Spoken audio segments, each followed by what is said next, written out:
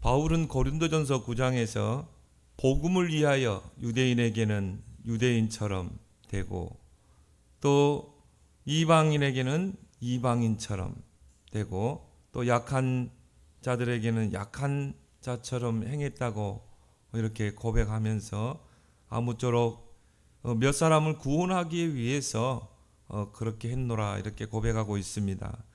그러면서 내가 복음을 위하여 모든 것을 행함은 복음에 참여하고자 함이라 이렇게 고백을 하고 있습니다. 내가 이 복음 운동에 참여하고 있다는 것만큼 큰 축복도 없을 것입니다. 복음을 깨닫게 된 것만 해도 큰 축복인데 내가 이 복음 운동에 내가 들어와 있다는 것, 내가 이 복음 운동에 참여하고 있다는 것 얼마나 큰 축복이겠습니까? 하나님이 우리에게 생명의 복음을 주셨잖아요. 예수가 그리스도다. 이게 복음입니다. 예수가 바로 참 왕, 참 제사장, 참 선지자다. 이게 복음이거든요. 그 말은 뭡니까? 인간의 모든 근본 문제를 해결할 구원자라는 것입니다. 사탄의 권세를 깨뜨린 참 왕이다. 모든 저주, 재앙, 가문의 영적 문제를 해결할 참 제사장이다. 기이한 빛을 비추는 바로 생명 얻는 참 선지자다. 이 복음 운동 속에 저와 여러분들이 참여하고 있는 것입니다. 얼마나 여러분 감사할 일입니까? 그래서 우리의 모든 조건은 복음을 위하여. 그래서 바울이 가장 많이 썼던 게 그리스도를 위하여, 복음을 위하여 내가 복음에 참여하노라. 모든 기준이 여러분이 생각하는 것도 복음을 위하여, 복음 때문에 여러분이 사람과 관계할 때도 복음을 위하여, 복음 때문에 이게 여러분의 모든 기준이 돼야 돼요. 오늘 본문 베드로전서 3장을 우리는 세 부분으로 나눌 수가 있습니다. 1절부터 6절은 불신 남편에 대한 자세, 8절부터 12절은 악행을 하는 자에 대한 기독교인의 자세, 13절부터 15절은 모든 사람에 대한 그 성도의 자세에 대해서 이야기를 하고 있습니다. 이 세 가지 자세는 지금 나에게 처한 그런 상황에 따라서 받아들일 수도 있고 또 받아들이기 정말 힘들 수도 있어요. 이거는 정말 성령의 조명이 필요합니다. 여기에는 하나님 지혜가 필요합니다. 그 첫 번째가 뭡니까? 불신 남편에 대한 자세입니다.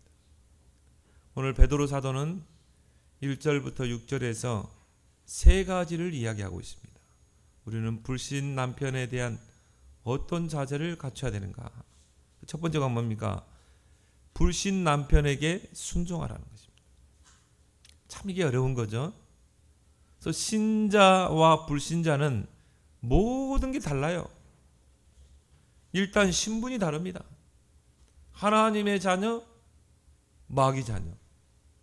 소속이 달라요. 우리는 하나님께 속한 자, 불신자는 마귀에게 속한 자.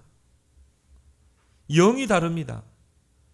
신자는 성령을 받은 자, 불신자는 악한 영이 끝까지 따라다녀요. 또 인생의 목적이 달라요. 우리는 오직 하나님 나라, 불신자는 뭡니까? 의식주. 무엇을 먹을까, 마실까, 입을까, 또 어떻게 하면 출세할까, 성공할까. 이 땅에 목적을 둡니다. 우리는 위에 목적을 둡니다. 하나님의 나라. 하나님의 나라의 배경을 누리고 이 땅에서 하나님 나라의 미션을 수행하고 생이 마감하는 날에는 우리는 하나님 나라 천국에 가고 또 삶의 내용이 달라요. 우리는 성령의 인도받고 우리는 기도 응답을 누리며 우리는 전도자의 삶을 살고 우리 삶의 내용이죠. 오직 하나님께 영광 돌리고 불신자의 삶의 내용은 다릅니다. 에베소 2장 2절에 보니까요. 철저하게 세상 풍속을 따릅니다. 철저하게 세상 풍조를 따릅니다. 공중 권세 잡은 자 마귀에게 평생 묶여서 종노를 합니다. 신저 불신자는 마치 이 빛과 어둠이 섞일 수 없듯이, 물과 기름이 섞일 수 없는 그런 관계 속에 있는 게 신자와 불신자의 관계입니다. 근데 대화가 통할 수 있겠어요? 우리는 만나면은 하나님 이야기하고 복음 이야기하고 은혜 이야기하고 하는 말씀 이야기하는데, 불신자의 대화는 뭡니까? 세상적인 거, 육신적인 거, 정욕적인 거, 대화가 통할 수 없는 거예요. 그래서 불신자와 한 몸을 이루고 사는 그 자체가 고통입니다. 진짜 마지못해 사는 거지. 그러니까 한 몸을 이루고 산다는 게 한 몸이 됩니까 이게? 한 몸이 될 수가 없어요. 신분 다르지, 소속이 다르지, 영이 다르지, 이 땅에서 지향하는 목적이 다르지, 내용이 다른데 어떻게 이게 한 몸이 됩니까? 그냥 자식 때문에 사는 거고, 그냥 결혼했으니까 마지못해 참고 사는 거지. 그래서 성경은 철저하게 불신 결혼을 금지하고 있습니다. 반대하고 있습니다. 거기에 대한 책임은 우리가 감수해야 돼요. 그래서 고린도후서 6장 16절에 너희는 믿지 않는 자와 멍에를 함께하지 말라. 의와 불법이 어찌 함께하며 빛과 어둠이 어찌 나뉘며 그리스도와 사탄이 어떻게 조화되며 하나님의 성전과 우상이 어찌 일치가 되리요? 어찌 일치가 되리요? 빛과 어둠이 어떻게 일치되리요? 빛의 자녀와 어둠의 자식들이 어떻게 일치되리요? 하나님과 사단이 어떻게 하나 될 수 있냐 이 말이죠. 너희는 살아계신 하나님의 성전이라. 여러분은 하나님을 모시고 사는 자입니다. 불신자는요, 요한복음 8장 44절에 마귀에게 소속되어 있는 자입니다. 어떻게 이게 하나 될 수 있습니까? 어떻게 일치될 수 있습니까? 그래서 믿지 않는 남편을 두고 혼자 믿음 생활하는 그런 여성들이 많습니다. 얼마나 힘들겠어요. 교회를 간다는 그 이유만으로 아내를 힘들게 하고 핍박하는 그런 신자들이 많습니다. 그런데 어떻게 순종하라는 거예요? 오늘 여기 본문에 나온 사람은 불신 남편을 말합니다. 어떻게 불신 남편에게 순종하라는 것입니다. 세상 기준인데. 성경은 때로는 우리에게 무리한 요구를 할 때가 많아요. 내 생각과 전혀, 내 형편과 전혀 상관없는데 하나님 무리한 요구를 하시거든요. 너 독자 이삭을 번제로 드려? 100세에 낳은 아들, 그것도 하나밖에 없는 아들, 그것도 하나님이 약속해서 낳은 아들, 그 아들을 번제로 드리라는 거예요. 번제 알죠? 그 아들을 죽여서 피를 제단에 뿌리고 그걸 토막을 내야 돼요. 그래서 번제단에 태워드리는 거죠. 짐승을 그렇게 해야 되는데, 그런 양이나 그런 소의 제물이 아니라 아들을 제물로 드리라는 것입니다. 진짜 어떻게 보면 하나님은요, 앞뒤가 전혀 맞지 않는 걸 요구할 때가 있어요. 어떻게 저 불신 남편에게 순종하라는 것입니다. 그래서 어떤 사람은 반항하기도 합니다.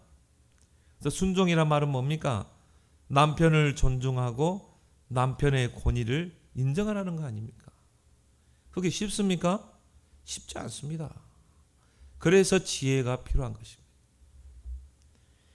근데요, 오늘 1절에 중요한 말을 써요. 이와 같이 그랬거든요. 아내들아, 이와 같이. 그러면 2장에서 뭔가 이게 언급을 했다 이 말이죠. 이와 같이 자기 남편에게 순종하라. 또 불신 남편에게 순종하라. 왼수 같은 저 불신 남편에게 순종하라. 이와 같이. 그리스도께서 죄인들을 구원하시려고 하나님의 뜻에 순종한 것 같이, 하나님의 그 뜻에 순종해서 십자가의 그 희생을 당한 것처럼 하나님을 떠난 인생은 하나님과 관계가 원수 관계예요. 그렇죠? 그래서 로마서 5장에 보니까 우리가 원수 되었을 때 그렇게 그리스도께서 우리를 위하여 십자가의 희생을 당하느니라. 하나님을 떠난 인생은 마귀에게 소속되어 있기 때문에, 마귀의 종로를 하기 때문에 하나님과 원수된 자예요. 근데 하나님은요, 저 원수된 저 인간, 죄인된 인간을 구원하기로 작정하신 것입니다. 그러면 어떻게 해야 돼요? 독생자 예수 그리스도를 십자가에 못 박아 죽여야 돼. 근데 그 하나님의 뜻에 순종했다 이 말이에요. 순종할 수 없는데 순종했다 이 말이에요. 그래서 십자가의 희생을 통해 구원을 이루는 것입니다. 바로 이 예수 그리스도의 그 십자가의 그 순종은 희생의 대가를 지불한 그런 순종이었어요.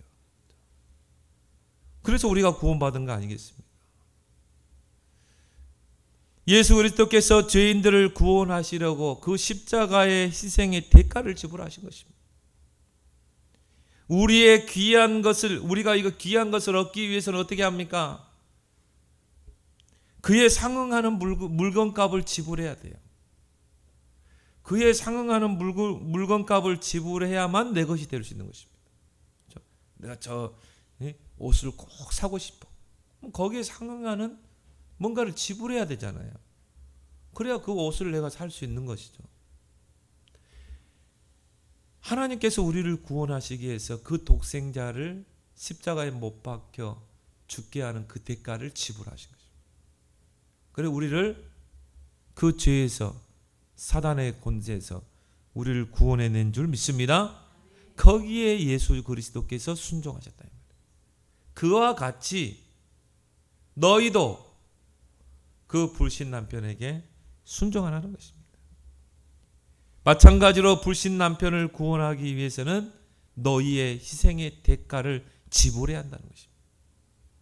그래서 고린도전서 7장 14절 15절에 믿지 아니하는 남편이 있어 아내와 함께 살기를 좋아하거든 그 남편을 버리지 말라. 믿지 아니하는 남편이 아내로 말미암아 거룩하게 되나니 그렇지 아니하면 너희 자녀도 깨끗하지 못하느니라. 우리 무조건 순종이 아닙니다. 복음을 위하여. 왜? 하나님이 가정을 세웠거든요. 그게 에덴에서 세운 거 아닙니까? 인간을 창조하고 하나님이 첫 번째로 세운 제도가 뭡니까? 가정제도거든요. 그래서 둘이 한 몸을 이루게 하셨어요. 그렇게 해서 생육, 번성, 충만, 정복하는 이 축복을 주신 것입니다. 가정이 얼마나 소중합니까? 가정제도를 불신자들은요, 인정하지 않습니다. 하나님이 가정제도를 세웠다는 거. 그러니까 뭡니까? 그냥 밥 먹듯이 이혼하잖아요. 성격 때문에 이혼하고, 경제적인 무능 때문에 이혼하고, 결혼할 때는요, 다 덮어 씌우잖아요. 모르잖아요. 결혼하고 나니까 성격도 다르고, 이 남자가 부지런한 것 같은데 돈도 잘 쓰고, 보니까 무능해.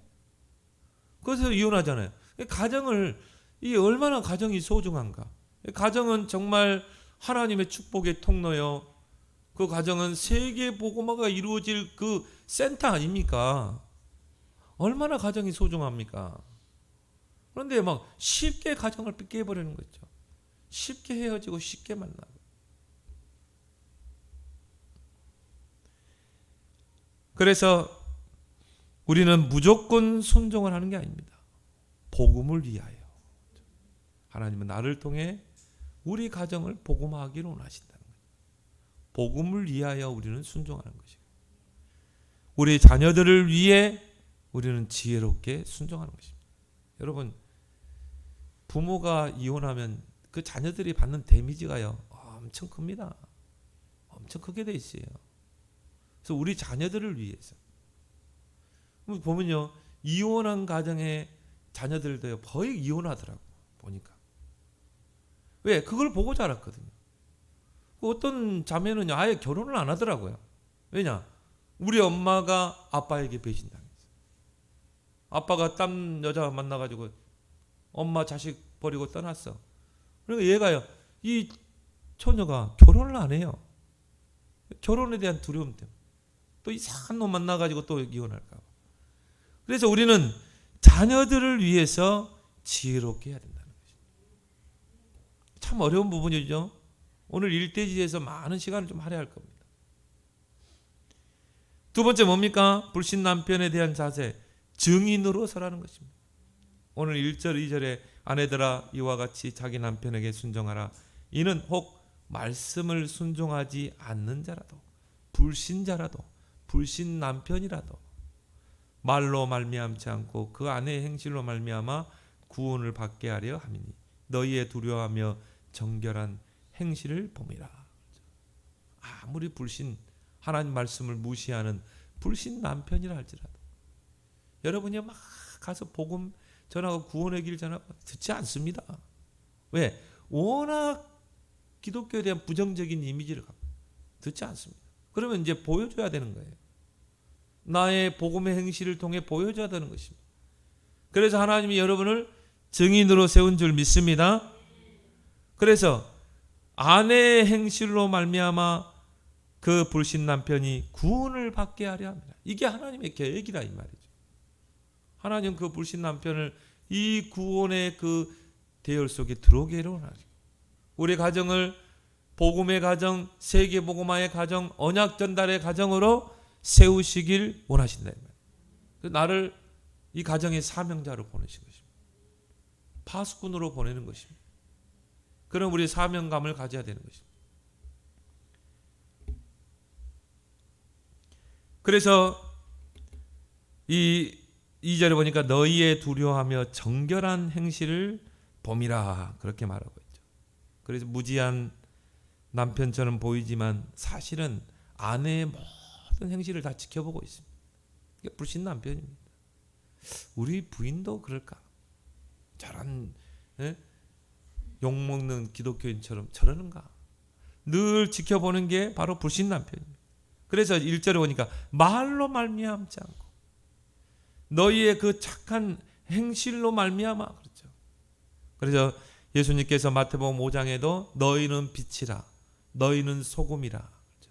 우리 정체성 또 우리의 사명이죠. 어두움을 비추는 빛. 이 썩어져가는 세상을 정화시키는 소금. 부패를 방지하는 소금. 그게 우리 성도의 정체성이에요. 사명이에요. 그러면서 뭡니까? 너희의 착한 행실을 보고 하늘에 계신 아버지께 영광을 돌리게 하라. 너희의 착한 행실을 보고 그 복음의 행실을 보고 하나님을 인정할 수밖에 없도록. 아, 하나님 계시구나. 이게 복음의 삶인 줄 믿습니다. 이게 증인의 삶입니다. 그래서 어떤 신학자가 그런 이야기 하더라고요. 강해 보이는 남편을 무력하게 만드는 강력한 무기가 순종과 정결의 삶이라. 이게 참 힘들죠. 그래서 오늘 2절에 중요한 말씀이 있어요.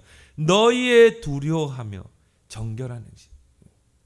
여러분이 정말 하나님 말씀대로 살고 가정을 향한 하나님의 복음화의 계획을 가지고 정말 남편을 섬기고 순종하고 또 착한 행실을 보이면 불신 남편이 여러분을 두려워합니다. 그래야 돼요. 그 두려워한다는 말이요, 그 경외란 뜻이거든요. 경외란 말이 존경한다, 두려워한다 그런 뜻이거든요. 그럼 여러분이 불신 남편이 여러분을 보고 어떻게 해요? 두려워해야 돼요. 존경해야 되는 거죠. 부인을 존경하고 그리고 그걸 통해서 이 하나님을 믿고자 하는 그런 마음이 생기게 될 줄 믿습니다. 이게 우리가 증인으로 서는 것입니다. 그러면서 오늘요 4절에 내적인 속 사람을 단장하라 이렇게 말하고 있습니다. 오늘 4절에 보니까 3절에 너희의 단장은 머리를 꾸미고 금을 차고 아름다운 옷을 입는 외모로 하지 말고 오직 마음에 숨은 사람을 온유하고 안정한 심령에 썩지 아니할 것으로 하라. 이는 하나님 앞에 값진 것이니라. 우리 외모를 어떻게 해야 돼요?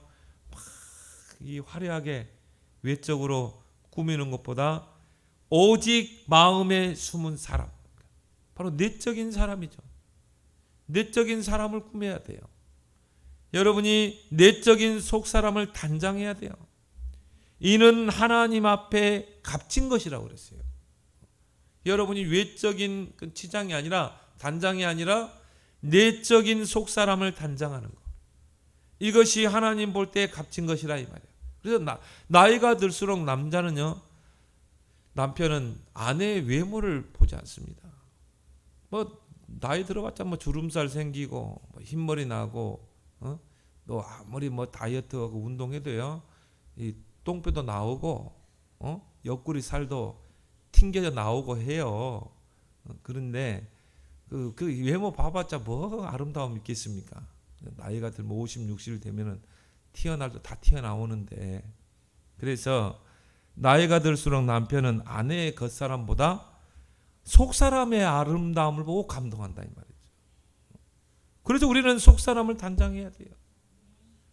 도리어 이때 아내가 순종하게 되는 것입니다.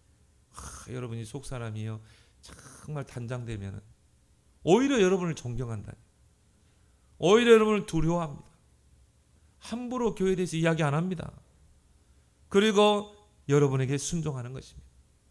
그래서 여러분 내면을 아름답게 가꾸는 여러분이 되길 바랍니다. 그래서 우리는 늘 말씀으로, 늘 기도로 나를 길들이고 나를 단장하고 늘 은혜 생활을 통해서 우리의 속사람을 꾸며야 돼요. 단장을 해야 돼요. 사람이 은혜 받으면 다르더라고요. 여러분이 은혜 받으면요, 이 얼굴에 표시가 나요. 은혜 받은 표시가. 모세가 시내산에서 하나님의 그 말씀 법궤를 다 가져오는데요, 얼굴이 성령이 충만해가지고 백성들이 모세를 보지 못했어요. 얼굴이 너무 빛나니까. 여러분들이 정말 하나님의 은혜 속에, 말씀 속에, 기도 속에 들어가면 이게 외모를 통해 보여지는 것입니다. 뭔가 안정됨이 보여지는 거. 오늘 말하잖아요. 온유하고 안정된 심령, 그렇죠. 이게 불신 남편에게 보여지는 것입니다. 막 부인만 보면 막 불안하고요. 또 이제 전쟁이 일어나겠네. 그러면 안 된다 이 말이죠. 뭔가 불신 남편이 믿는 아내를 보면서요, 심령의 안정을 갖고 뭔가 온유함을 느끼고, 그게 느껴져야 된다는 것이죠. 이게 전도의 가정복음화의 가장 중요한 부분인 줄 믿습니다. 그래서 히브리서 13장 9절에 우리의 마음은 은혜로 굳게 함이 아름답고, 그렇죠. 우리 마음은요, 늘 하나님의 은혜 속으로, 말도 달라집니다. 거기서 나오는 내적인 아름다움이 있다는 거예요. 고린도후서 4장 16절에 겉사람은 후패하나 우리의 속사람은 날로 새롭도다. 겉사람은 후패할 수밖에 없습니다.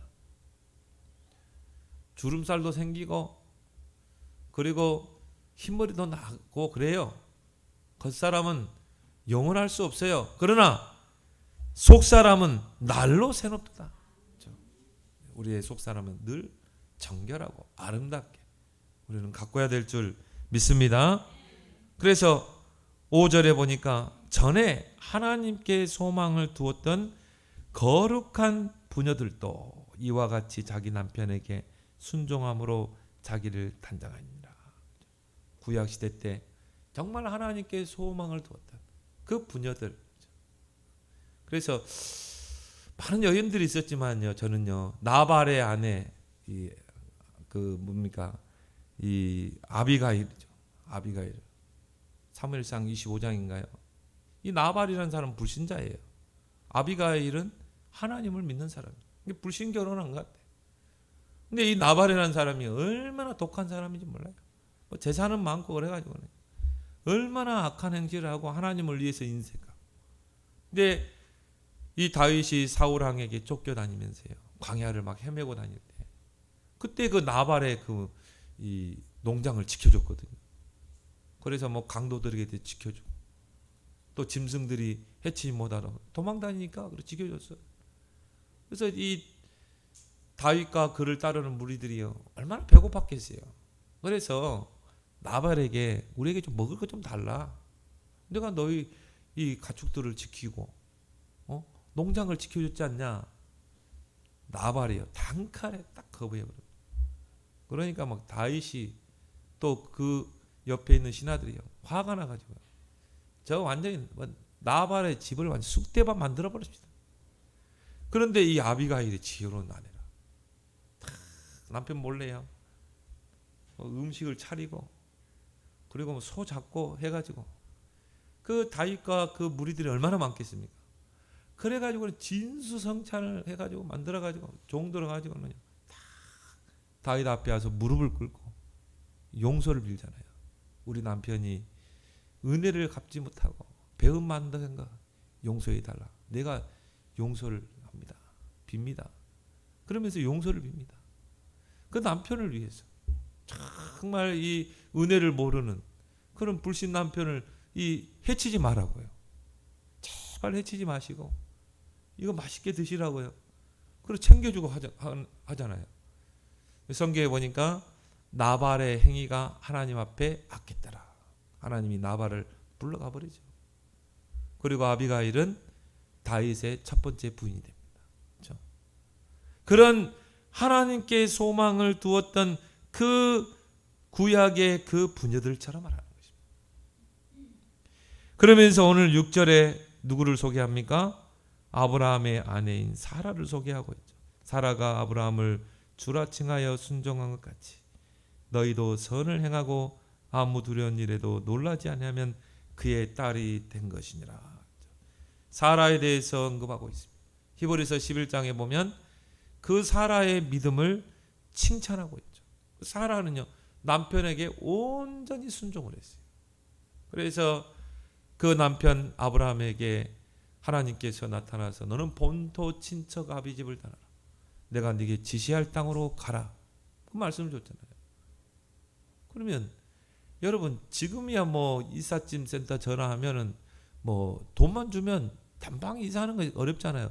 그때는요 목축업을 하던 시대 아닙니까? 그러면 그 소, 양, 뭐 그 염소, 그 짐승을 끌고 히브리 뭡니까 유프라테스 강을 건너서 거기까지 간다는 건 진짜 쉽지 않습니다. 그 가나안 땅까지 온다는 게 쉽지 않은데 어마어마한 먼 거리를 걸어서 가야 돼요. 그리고 거기에 따른 가족들 있잖아요. 또 거기에 따른 이제 뭡니까 종들 있잖아요. 쉽지 않은 일이거든요. 한 번 이사한다는 게. 근데요 사라는요 한 번도 거기에 대해서 거부하지 않았어요. 그리고 남편의 그 뜻을 순종한 것입니다. 이 아브라함의 백세에 낳은 아들 이삭을 하나님이 지시한 모리아 산에 번제로 드리라. 근데 성경에 보니까 그 사라가 그거를 긋고 만류했다는 그게 안 나와요. 그렇죠? 물론 아침 일찍이 갔지만은 사라가 막 나를 먼저 죽이고 가라 그런 내용이 안 나오거든. 그래서 히브리서 11장에 보니까 그 사라의 그 순종을 믿음으로 칭찬하고 있는 것입니다. 남편의 그 모든 이 의견에 거부하지 않고 순종을 했던 것입니다. 이렇듯 이 사라의 순종과 협력이 없었다면 아브라함이 믿음의 조상이 될 수가 없었을 것입니다. 근데 아브라함을 믿음의 조상이라고 그러잖아요. 거기에는 그 아내의 순종과 협력이 있었던 것입니다. 여러분이 일대지를 잘 생각하길 바랍니다. 이 부분 굉장히 어려운 부분. 두 번째는 뭡니까? 악행을 하는 자에 대한 자세입니다. 오늘 8절부터 12절에 나오고 있습니다. 여러분에게 악을 행하는 자, 생각할수록 이가 갈리고 치가 떨리고 분노가 일고 하겠죠. 막 미웃고 그렇겠죠. 그런데 오늘 9절에 뭐라고 그랬어요? 악을 악으로 욕을 욕으로 갚지 말고 도리어 복을 빌라. 이를 위하여 너희가 부르심을 받았으니 이는 복을 이어받게 하려 하심이라. 이것도요 정말 감당할 수 없을 요구잖아요. 어떻게 나에게 악을 행하는 사람을 복을 빌 수 있습니까? 이거는 정말 아무리 생각해도 이거는 받지 않잖아요. 그래서 성경은요 우리의 생각과 맞지 않는 게 너무 많습니다. 무리한 요구를 할 때가 많습니다. 왜 악을 악으로 갚지 말라는 건가? 저 사람이 내게 악을 행했는데 오히려 복을 빌려고 하는가? 이것 때문에 우리를 불렀다고 그랬거든요. 저 악한 사람들 용서해주고 복을 빌게 하기 위해서 우리를 불렀대요. 그 이유를 오늘 12절에 잘 말씀해주고 있습니다. 오늘 12절에 보니까 주의 눈은 누구를 향해요? 의인을 향하시고 그의 귀는 의인의 간구에 기울이시되 주의 얼굴은 누구에게? 악행하는 자들에게 대하시느니라. 세 가지가 나오죠. 주의 눈은 의인을 향하신다. 하나님은 항상 나를 지켜보고 계신다는 것이죠. 그래서 시편 14편 5절에 하나님은 의인의 세대에 계심으로다. 하나님은 악인의 세대에 계신 게 아닙니다. 하나님은 의인의 세대에 계심이로다. 하나님은 구원받은 성도와 함께 하신다 이 말이에요. 그래서 다윗은 시편 118편 6절 7절에 여호와는 내 편이시라. 여호와가 내 편이시니 내가 누구를 두려워하겠느냐?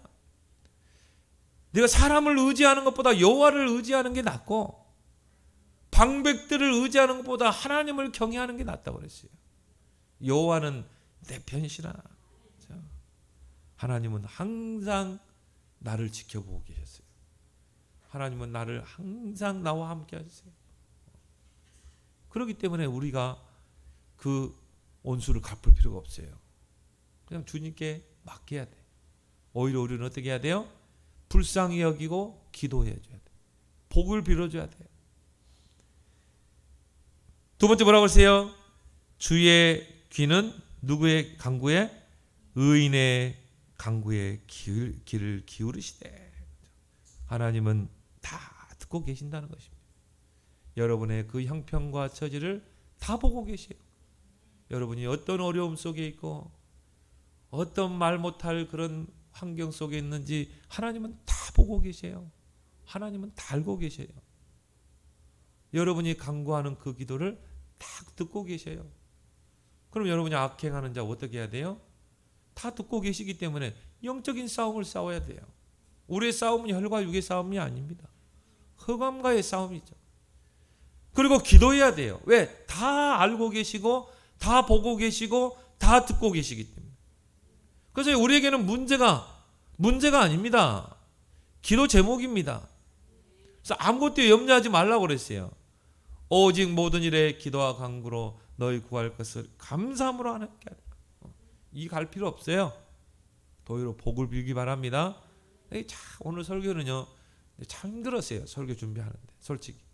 근데 또 강의하다 보니까 2장에 3장에 넘어오니까요. 근데 솔직히 너무 힘들어서 우리 사모하고 내가 의논했거든요.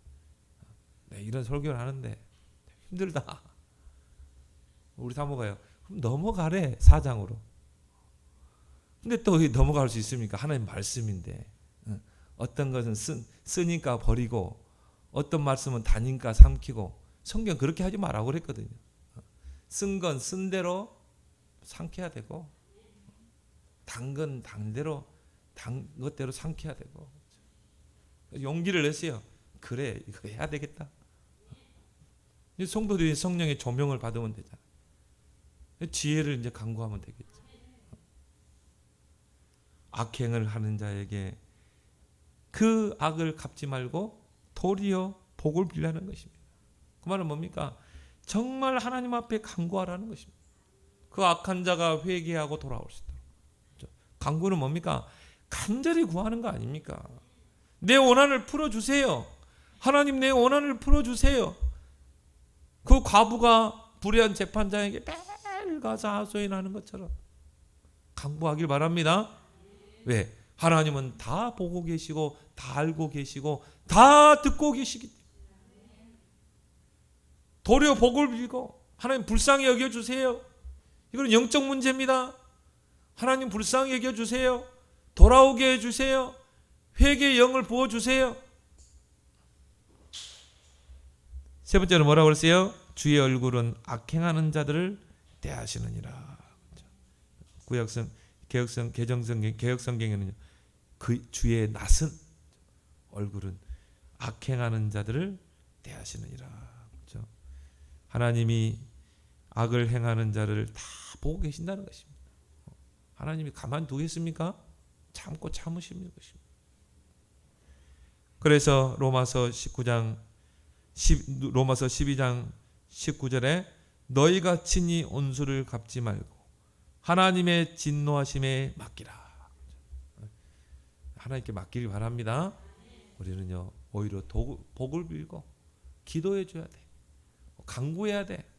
돌아올 수 있도록, 저 방황하는 인생이 하나님께 돌아올 수 있도록. 잠언서 25장 21절 22절에 내 온수가 배고파 하거든 음식을 먹이고 목말라 하거든 물을 마시게 하라. 그리하는 것은 핀 숯을 그의 머리에 놓는 것과 일반이요 여호와께서 내게 갚아 주시리라. 네 원수가 배고프면 밥도 차려주세요. 목이 말라 하면요, 물도 떠다 주세요. 원수 갚는 게 누구에게 있어요? 여호와께 있느니라. 그래서 우리는 복음 때문에, 복음을 위하여, 복음 누리는데 방해되기 때문에 우리는 그렇게 해야 되는 것입니다. 정말 복음의 답이 나면 복음 누리기도 바빠요. 복음 누리는데 바빠서 염려할 시간도 없어요. 그러잖아요. 다툴 시간도 없어요.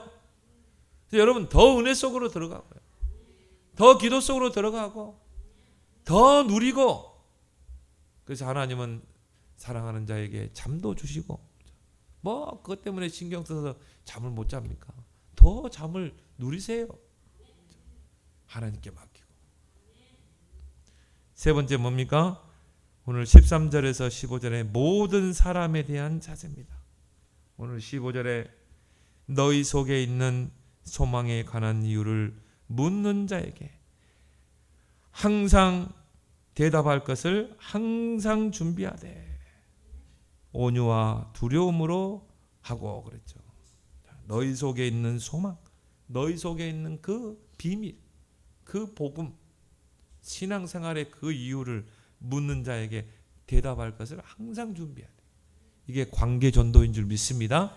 자, 여러분 주변에 모든 사람과 좋은 관계를 맺으면서 반드시 이렇게 묻는 사람이 나옵니다. 그래서 여러분이 모든 사람에게 복을 빌고 모든 사람을 위로하고 또 여러분이 모든 사람을 놓고 기도하고 좋은 관계를 맺고 또 여러분의 착한 행실을 보여주고. 왜 그렇게 해야 됩니까? 하나님이 내 주위에 있는 사람들을 구원하기를 원하신다 이 말.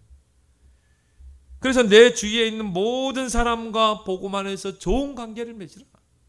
때로는 순종하고 섬겨주기도 하고 착한 행실을 보이기도 하고 의도적으로라도 네 온수가 배고프면 먹이고 목마르면 물을 마시고. 그러면 이 사람들이 안 보는 것도 다 봅니다. 그러면서 좋은 복음의 관계를 맺는 거예요. 고린도후서 2장에 너희는 그리스도의 향기라 그랬어요. 여러분을 통해 그리스도의 향기가 다 풍겨나고, 고린도후서 3장에 너희는 그리스도의 편지라. 여러분의 삶을 통해 행실을 통해 그리스도를 보고 읽을 수 있어야 돼요. 그러면요, 여러분이 여러분 주변에 있는 모든 사람과 좋은 관계를 맺고 그 사람들을 놓고 기도하고 복음으로 좋은 관계를 맺으면 반드시 복음 받을 시간표를 하나님 주십니다. 그 속에 구원 주기로 작정된 영혼들이거든. 반드시 하나님이 복음 받을 시간표를 주시는데 하나님이 갈급한 사건을 일으킵니다. 갈급한 상황을 딱 일으켜요. 그때 이제 묻는 것입니다. 너희 속에 있는 그 소망에 관하여 묻는 자들에게 대답할 것을 항상 준비하라. 그렇죠? 사람이라는 것은요, 자기에게 있는 고민을 아무에게나 이야기하지 않습니다.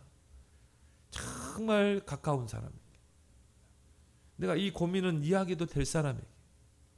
사람은 그 고민을 묻어두지 않습니다. 반드시 누구에게인가 이야기하게 돼 있어요. 그럼 누구에게 이야기하겠습니까? 정말 나를 위해서 기도해주고 나를 위해서 나를 섬겨주고 나를 위해서 배려한 사람, 그 사람에게 찾아가세요. 정말 인생의 상담을 하고 고민을 이야기하게 됐어요. 그때는 어떻게 해야 돼요? 대답할 것을 항상 준비해요. 여러분들이 그 문제가 창세기 3장이다. 하나님을 떠난 데서 온 거다. 우리 인간은 하나님의 형상대로 물고기가 물에 살아야 행복하듯이 하나님 안에 살도록 우리 인간을 창조한 거다. 당신이 떠나니까 이런 문제가 오는 거 아니야. 하나님을 떠나 흑암에 사단에게 붙잡혀 있는 것이다. 그래서 하나님께서 구원자를 보내셨다. 그죠? 이제는 다 함대 우리가 준비한 것을 내놓을 수가 있는 것입니다. 증인으로 설 수 있는 것입니다. 대답할 것을 항상 준비하라. 여러분이 구원의 길 갈고 닦고 또 양육해야 되니까 복음 편지 여러분이 갈고 닦아서 이제 또 오늘의 말씀을 탁 가지고 여러분이 그렇게 인생의 상담을 해오는 사람에게 정말 그리스도로 답을 주는 오늘의 말씀으로 답을 주는 여러분이 되길 바랍니다. 정말 사람과 관계하고 사람을 다루는 것처럼 힘들고 어려운 것도 없어요. 근데 예수님은 뭐라고 그랬습니까? 너는 나를 따라오너라. 내가 너로 사람을 낚는 어부가 되게 하리라.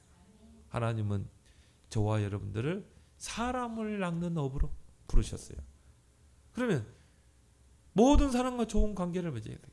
때로는 순종도 하고 불신 남편 순종하고 섬기고 또 착한 행실을 보여주고 그리고 뭡니까? 정말 악행하는 자를 도리어 복을 빚고 그렇게 해서 많은 영혼들을 하나님께로 인도하는 그 사람은 하늘의 별과 같이 빛나게 할 것이다. 다니엘 12장 3절에 그런 주역이 되기를 예수 그리스도로 축원합니다. 하나님 아버지 은혜를 감사합니다. 우리에게 이 귀한 복음을 주시고 복음 운동에 참여케 하심을 고맙고 감사를 드립니다. 하나님 불신 남편에게 순종하라. 참 이해할 수 없는 부분이요 순종할 수 없는 부분이지만 하나님 말씀에 순종하는 저들이 되게 하시고 또한 악행을 하는 자를 도리어 복을 빌라고 하였습니다. 하나님 수용하기 어려운 말씀이지만 하나님 복음 때문에 복음을 이해하여 정말 복을 비는 자들이 되게 하시고 모든 사람과 좋은 관계를 맺으며 이제 그리스도의 증인으로 쓰임받는 저들의 생이 되도록 축복해 주옵소서. 예수님의 이름으로 기도드리옵나이다. 아멘.